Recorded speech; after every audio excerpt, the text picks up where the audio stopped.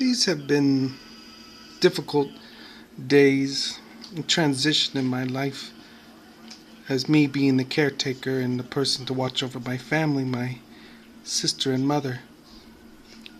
Being a person with anxiety makes me all the more weaker.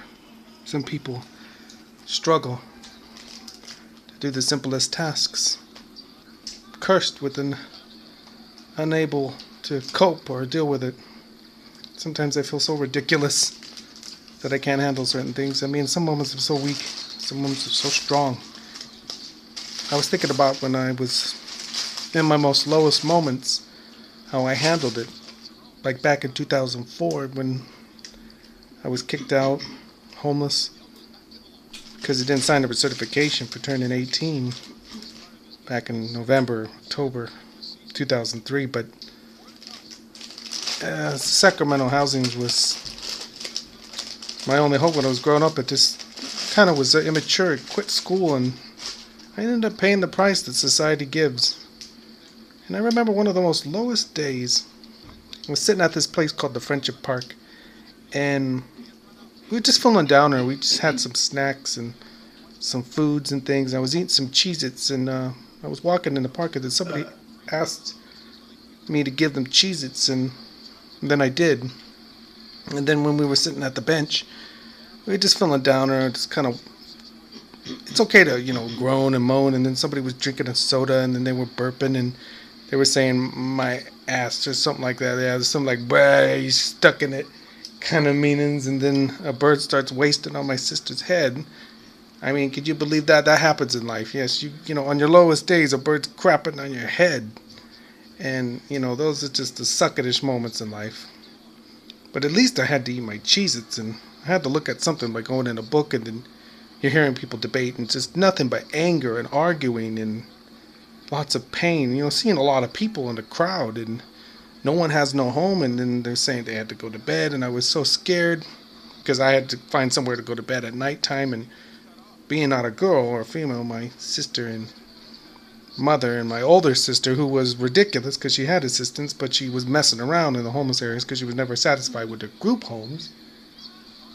She would get into a woman's shelter taking somebody else's place who would need it, but that was my older sister, ridiculous as much. But that night I remember getting advice from an older person, and then they helped me, and they said you got to get on the bus and stuff like that, and they said, well, you got to come back in a couple days or we won't let you on these buses because you need to get a shot for infirmities. And so I remember walking on the bus, and I seen all these men, and it's just like being 18 years old back in February 2004, it was a very frightening experience because this was the world, this was the realities and the hardship. And I walked to the back seat, and there was only one seat left in the bus, and I walked straight down, and it felt so fearful. And then we went to the shelter, and then you drove there, and then I saw all these men and eating. I was the youngest looking person, and they gave spaghetti and cookies, and I didn't want to eat my spaghetti or cookies because I felt so down. And then some people made a trade for me by pushing that, and I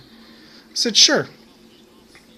And that night they had people, someone sitting at a table watching over the a bunch of men in a sleeping zone areas. Like you had these out areas, like,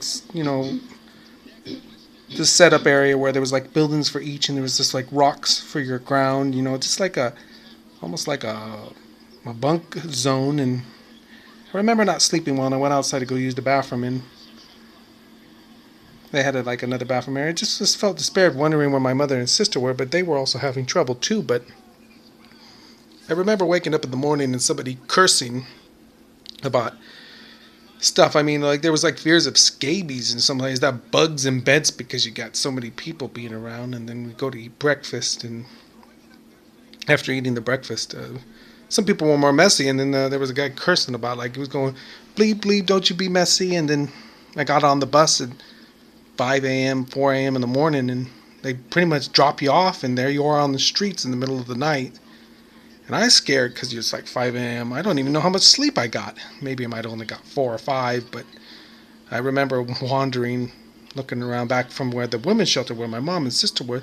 But then my older sister, Lorraine, came out, and she was She was a comfort to me. And then we stood around in the morning, and then later that night, my mom put faith in her grandmother to help us, and then we were out in the streets again. I mean, in the middle of the night, 8 o'clock, after trying to get in with a family member, and then they weren't going to have that. Somebody staying there, so I snuck into a hospital. But those moments were my most lowest moments, and whatever since I did that, I mean, it doesn't induce trauma that it led to my anxiety a year later when I had to be exiled to North Dakota and found myself falling apart from the struggles.